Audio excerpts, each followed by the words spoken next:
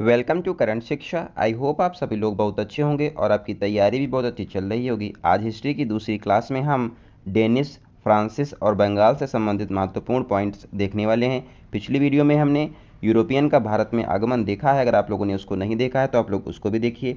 इस चैनल के माध्यम से आप सभी लोगों को कुमार गौरव सर का जो ऑनलाइन ब्रह्मास्त्र बैच है उसका यहाँ पर शॉर्ट नोट्स के माध्यम से रिवीजन कराया जाता है। अगर आप लोगों ने अभी तक चैनल को सब्सक्राइब नहीं किया तो चैनल को सब्सक्राइब कर लें।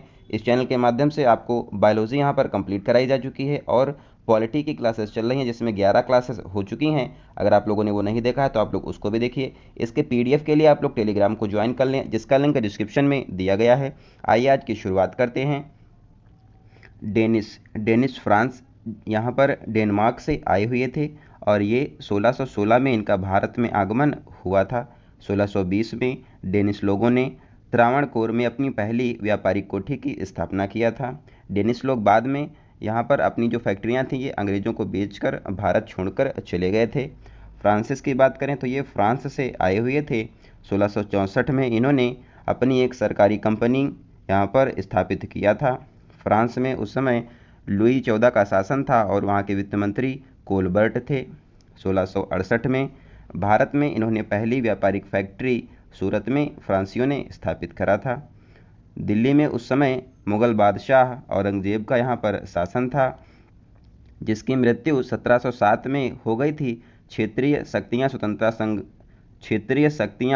स्वतंत्रता संघर्ष प्रारंभ इसकी मृत्यु के साथ में हो गया था और कर्नाटक यहाँ पर इसके बाद में युद्ध होते हैं। इसी समय वर्ल्ड में इंग्लैंड और फ्रांस के बीच में सप्तवर्षीय युद्ध शुरू हुआ था। कर्नाटक युद्ध शुरू हुआ था। ये कर्नाटक युद्ध उत्तराधिकार के लिए युद्ध शुरू हुआ था। अब एक एक करके कर्नाटक वार को देख लेते हैं जिसको आंग्लो फ्रांस युद्ध भी कहा जाता है। पहला कर्नाटक वार में 1746 से 48 तक हुआ था जिसमें एक्सला शापेल की संधि हुई थी पहले कर्नाटक वार में। दूसरा कर्नाटक वार 1749 से 1754 तक चला जिसमें पौंडीचेरी की संधि हुई और यहाँ पर फ्रांस का जो गवर्नर था डुप्ले हार गया था अंग्रेज़ों से। तीसरा कर्नाटक वार 1758 से 1763 तक हुआ था जिसमें 1756 में सप्तवर्षीय युद्ध शुरू हुआ। 1763 में पेरिस की संधि हुई थी और 1760 में वांडीवाश का युद्ध यहाँ पर हुआ था। वांडीवाश का युद्ध में आयरकूट ईस्ट इंडिया कंपनी का विजेता बना था। अंग्रेज़ों की यहाँ पर विजय हुई थी और काउंट द लिली फ्रांस का था, इसकी यहाँ पर हार हो गई थी। नेक्स्ट है क्वेश्चन है सेकेंड आंग्ल फ्रांस युद्ध में कौन सी संधि हुई थी? यहाँ पर पौंडीचेरी की संधि हुई थी दूसरे आंग्ल युद्ध में। कुछ इंपॉर्टेंट यहाँ पर चार्ट है जिसमें हम देखेंगे यूरोपियन कंपनी की स्थापना और इनकी पहली व्यापारिक कंपनी। पुर्तगालियों की यहाँ पर स्थापना जो है ये 1498 में हुई थी और इन्होंने भारत में अपनी पहली व्यापारिक कंपनी कोचिन 1503 में स्थापित करी थी। डच लोगों की स्थापना 1602 में हुई थी और इन्होंने भारत में अपनी पहली व्यापारिक कंपनी मसूलीपट्टनम 1605 में किया था। अंग्रेज 1600 में भारत में आए थे और इन्होंने भारत में पहली व्यापारिक कंपनी सूरत में 1608 में की थी। डेनिस 1616 में आए थे। इन्होंने त्रावणकोर में 1920 में भारत में पहली व्यापारिक कंपनी स्थापित करी थी।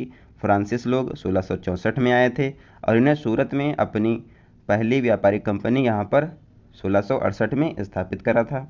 नेक्स्ट है यहाँ पे ट्रिक दी गई है, पुत्र ने डच में अंग्रेजी डिश फ्री में खाई, यानी कि सबसे पहले पुर्तगाली आए, फिर यहाँ पर डच आते हैं, अंग्रेज़, डेनिस और फ्रांसिस। यहाँ पर इसकी ट्रिक है, सबसे पहले पुर्तगाली आते हैं और सबसे बाद में भी पुर्तगाली जाते हैं।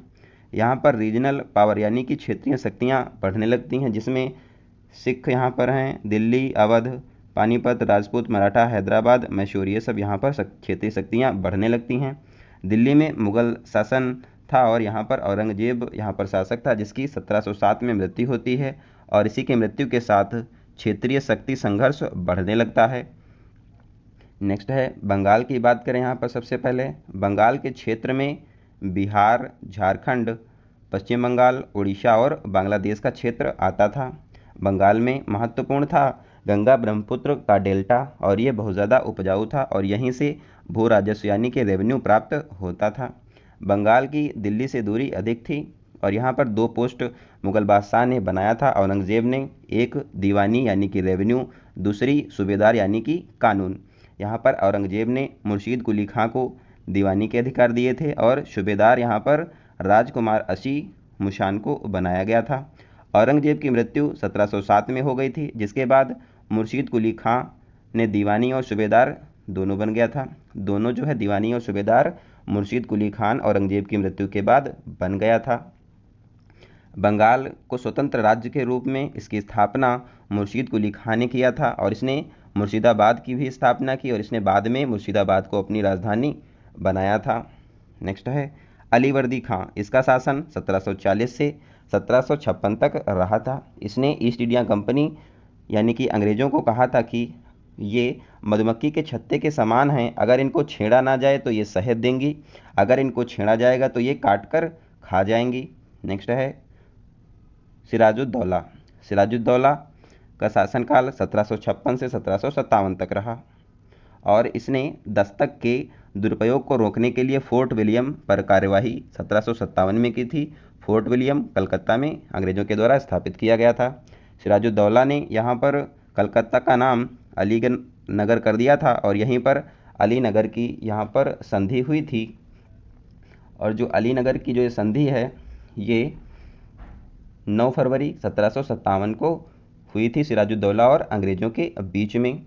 सिराज के प्रतिद्वंदी और विरोधियों में प्रमुख थे पूर्णिया के नवाब शौकत जंग, सिराज की मौसी घसीटी बेगम और सेनापति मीर जाफ़र।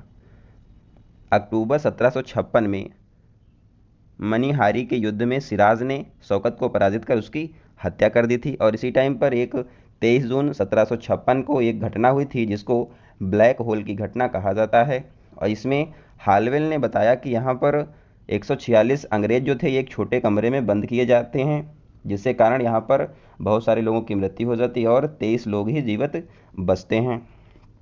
नेक्स्ट है 23 जून 1757 प्लासी का युद्ध हुआ था, जिसमें सिराजुद्दौला और क्लाइव के बीच में ये युद्ध हुआ था, जिसमें सिराजुद्दौला की यहाँ पर पराजय हो गई थी। तो सिराजुद्दौला का यहाँ पर जो सेनापति था मीर जाफ़र, इसने विश्वासघात किया था। मीर जाफ़र को क्लाइव का गीदड़ भी कहा जाता है। यहाँ पर सिराजुद्दौला का सहयोग मदन और मोहन ने किया था। इस युद्ध के बाद यहाँ पर अंग्रेज़ों ने मीर जाफ़र को बंगाल का नवाब बना दिया था और मीर जाफ़र को यहाँ पर बाद में 1760 में यहाँ पर हटाकर मीर कासिम इसके दामाद को अंग्रेज़ों का मतलब बंगाल का नवाब अंग्रेज़ों ने बना दिया था। मीर कासिम ने मुर्शिदाबाद से राजधानी मुंगेर स्थानांतरित की थी और यहाँ पर जर्मन वाल्टर की भी नियुक्ति करी गई थी। नेक्स्ट है 1764 में बक्सर का युद्ध हुआ था, जिसमें ईस्ट इंडिया कंपनी का नेतृत्व हेक्टर मुनरो कर रहा था।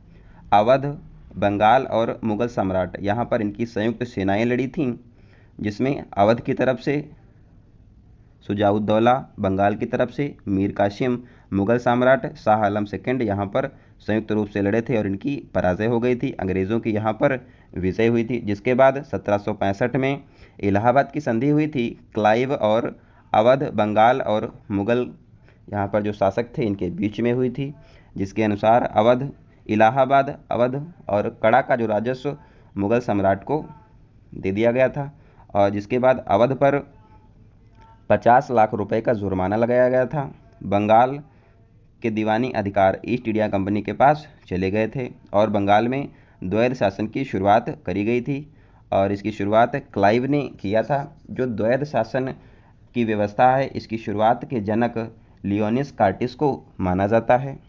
बंगाल के जो नवाब थे ये एक्सपेंडिचर यानी कि व्यय इनके पास था। द्वैध शासन को समाप्त वैरेन हेस्टिंग ने बाद में किया था। नेक्स्ट है